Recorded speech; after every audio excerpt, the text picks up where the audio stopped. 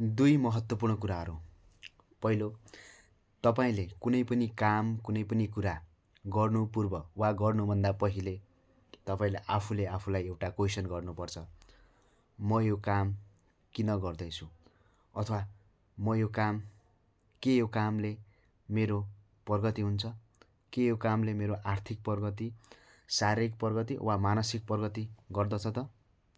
यदि गर्छ भन्ने एन्सर आयो भने त्यो काम गर्ने, र यदि गर्दैन भन्ने एन्सर आउँछ भने त्यो काम अहिलेदेखि गर्न चटक्कै छाड्ने।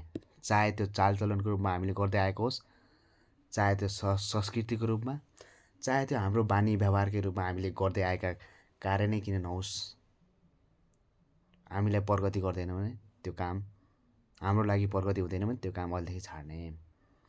दोस्रो कुरा, तपाईँले सिकेको कुरालाई आफ्नो जीवनमा प्रयोग नगरिकन, आफ्नो अनुभवमा नउतारिकन तपाईँले त्यो कुरालाई सुनेकै भरमा, हेरेकै भरमा, देखेकै भरमा ठिक बेठिक भन्न मिल्दैन।